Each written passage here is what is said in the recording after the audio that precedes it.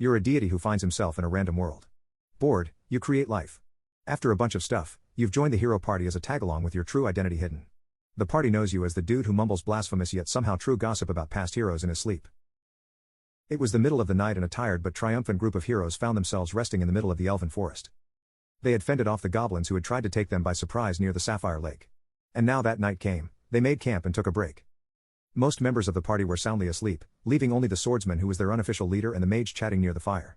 They recounted the bloody battle they survived, discussed the epic battles that were still ahead, and at this very moment were talking about one of the more peculiar members of their party. "Check it again when you can," the swordsman said to the mage.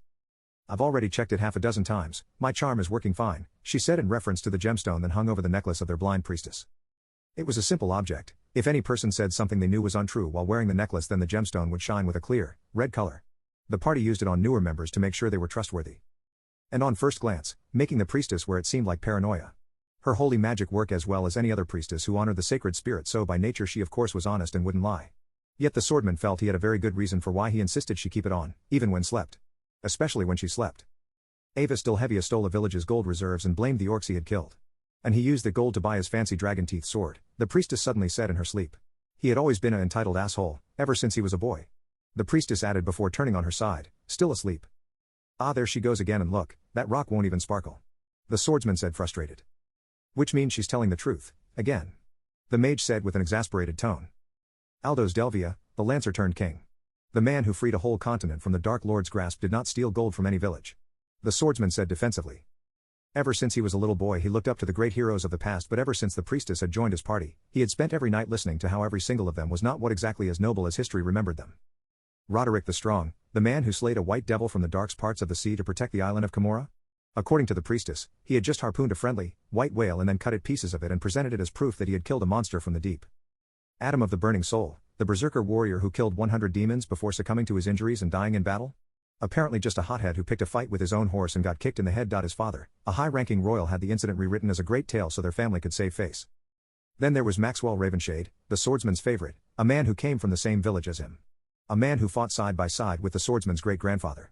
A man who closed the gates of the demon world and made sure the human realm would never be again under attack from those monsters ever again. The man who revolutionized swordsmanship with what he had learned from the East and merged it with the fundamentals from their own land. The man who somehow found a way to slay an army of immortal undead. The man who until his dying day always honored his comrades and those who battled with him by looking after their families. The swordsman's dagger was a family heirloom given by the great Maxwell himself. And according to the priestess, all of that was true, which the swordsman at first took comfort in until the priestess murmured in her sleep over how Maxwell had a particular preference for older women. And once he became the warrior king of these lands, he added the mothers of his fallen comrades to his secret harem of concubines. Which apparently included the swordsman's great-great-grandmother. The swordsman still couldn't wrap his head around it. Mothers of the people Maxwell fought side by side with, his fire-forged brothers. Oh, that Maxwell, him and his old crows. The priestess suddenly said in her sleep, giggling. "That's it, I'm going for a walk," the swordsman said as he stood up. "Come on, 2 nights ago she mentioned something about the legendary hangman from York leaving a treasure near the town we're visiting soon. And I know my gem is working, so it's the truth. Stay and listen, this can be important." "You listen all you want, mage, but I'm not spending another night listening to how one of my ancestors was defiled in their golden years by history's greatest hero." "I mean, I'm sure she felt honored." "Shut up.